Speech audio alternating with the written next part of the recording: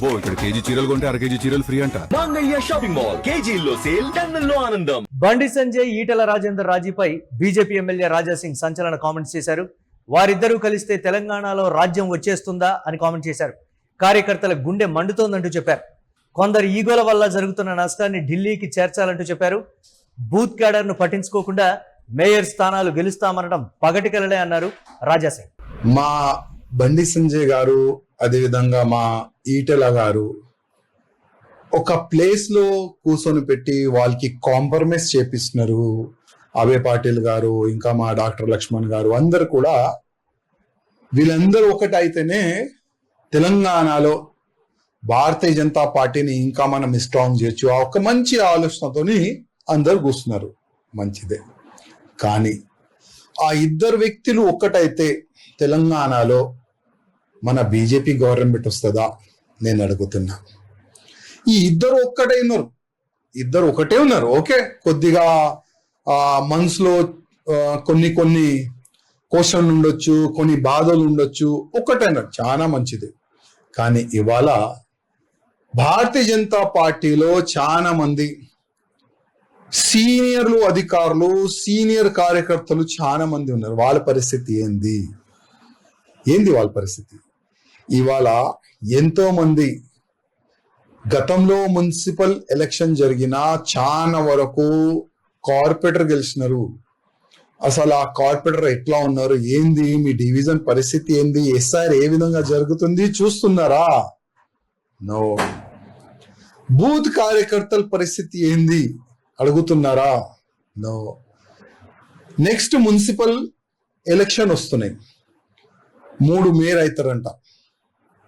ఆ 3 స్థానంలో Bharatiya Janata party strong ఉందా లేదా చూస్తున్నారా?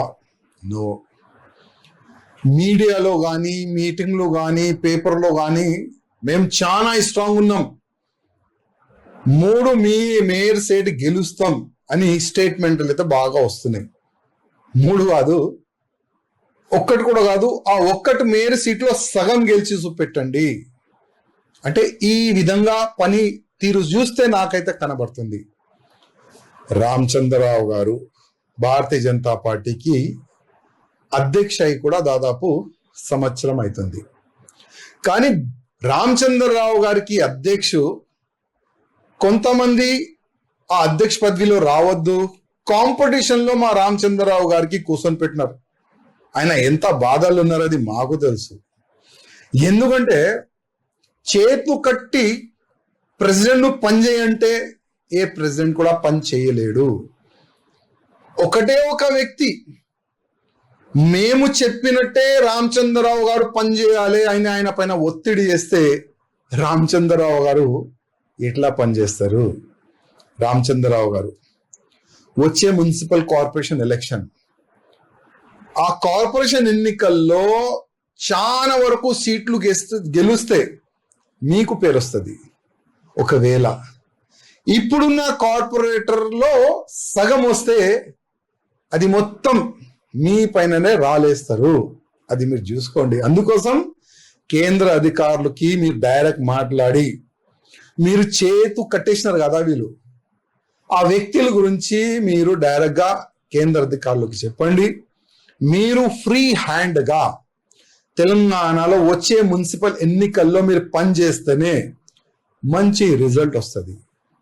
నా ఒక రిక్వెస్ట్ మా రామచంద్రరావు గారికి, అదేవిధంగా మా కేంద్ర అధికారులు కానీ, భారతీయ జనతా పార్టీలో పెద్ద పెద్ద నాయకులు కానీ, వాళ్ళు కూడా ఒక రిక్వెస్ట్, ఒక వ్యక్తి గురించి ఆలోచన చేయకండి. మాలాంటి చాలా మంది వచ్చినారు, మాలాంటి చాలా మంది గాయబ్ కూడా అయిపోయినారు. హిస్టరీ మనం చూస్తే మాకు ఇష్టం కూడా లేదు, మీ భిక్షం కూడా మాకు అవసరం లేదు. కానీ రిక్వెస్ట్, నాలాంటి చాలా మంది కార్యకర్తలు ఉన్నారు. ఒక్కసారి తెలంగాణలో డబుల్ ఇంజన్ గవర్నమెంట్ రావాలి, భారతీయ జనతా పార్టీ గవర్నమెంట్ రావాలి, కాషాయం రాజ్యం రావాలని చాలా మంది కలలు చూస్తున్నారు. ఆ కలలు ఏ విధంగా మనము కార్యకర్తల ఆలోచనని ఏ విధంగా మనము సక్సెస్ చేస్తాం, దాని గురించి మీరు ప్లాన్ చేయండి. ఆ ఇద్దరు ముగ్గురులో ఉంది కదా ఈగోయిజం, ఆ ఈగోయిజం ని పక్క పెట్టండి. లేకపోతే కేంద్రంకి వీళ్ళ ఈగోయిజం వల్ల, వీళ్ళ రాజ్యం వల్ల ఎంత డ్యామేజ్ జరిగింది పార్టీకి, అది కేంద్ర అధికారులకు చెప్పాలని మా రామచంద్రరావు గారికి నా ఒక రిక్వెస్ట్. కార్యకర్తలు కష్టపడి పనిచేస్తున్నారు, కానీ కీలక నేతల మధ్య ఈగోలు ఉంటే పార్టీ ఎలా అధికారంలోకి వస్తుంది? రాబోయే రోజుల్లో దీనికి సంబంధించి మున్సిపల్ జిహెచ్ఎంసీ ఎన్నికలు కావచ్చు, లేకపోతే ఇతరత్ర కీలకమైనటువంటి ఎన్నికల్లో పార్టిసిపేట్ చేయాలన్నా కానీ సో ఇద్దరు కీలక నేతల మధ్య ఈగోల వల్ల కార్యకర్తలు కూడా అయోమయంలో పడ్డారు. వారిని పిలిచారు, కూర్చోబెట్టారు, మాట్లాడారు, అంతా సరిపోయింది. కానీ దిగువ స్థాయి కార్యకర్తల మనోగతం ఏంటి? దీనికి సంబంధించి ఆ స్థాయిలో కష్టపడుతున్నా కానీ పార్టీ అధికారంలోకి రాలేకపోతుంది అంటే దీనికి సంబంధించి మూలాలని మీరు వెతుక్కొని అక్కడ సమస్యని పరిష్కారం చేయండి. ఇది బండి సంజయ్ చెప్తున్నటువంటి మాట.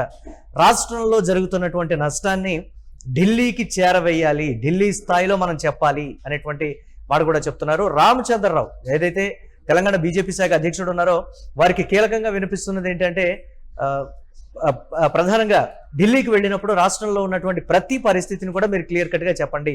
సామాన్య కార్యకర్త కష్టపడి పనిచేస్తున్నా కానీ ఎక్కడ సంతోషంగా అయితే లేడు అని రాజాసింగ్ చెప్తున్నటువంటి మాట. మీరు పెద్ద పెద్ద నాయకులు కూర్చోబెట్టారు, మాట్లాడుతున్నారు, అంతవరకు బాగానే ఉంది. దిగువ స్థాయి కార్యకర్తల మనోగతం ఏంటి అనేది కనీసం తెలుసుకునే ప్రయత్నం చేయట్లేదు. దయచేసి దాని మీద దృష్టి పెడితే వచ్చే ఎన్నికల్లో డెఫినెట్గా అధికారం మనదే.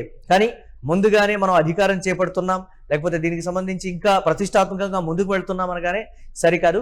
దిగువ స్థాయి కార్యకర్త మనోగతం తెలుసుకోకుండా మీరు ఇద్దరు నేతల మధ్య రాజీ చేస్తే మాత్రం కార్యకర్తల మనసులో ఏముందనేది తెలుసుకునే ప్రయత్నం అయితే అధిష్టానం చేయాలి. ఢిల్లీ పెద్దలు ఢిల్లీలో కూర్చోవడం కాదు, తెలంగాణకు వచ్చి అసలు పరిస్థితులు ఏంటనేది క్లియర్ కట్ గా చూడాలనేటువంటి మాట. 1-2 రోజులు ఉంటే సరిపోదు, దాదాపుగా ఒక వారం రోజులు ఇక్కడే ఉండి అన్ని స్థితిగతులన్నీ కూడా తెలంగాణనే మా నెక్స్ట్ టార్గెట్ అని నితిన్ నవీన్ చెప్పారు.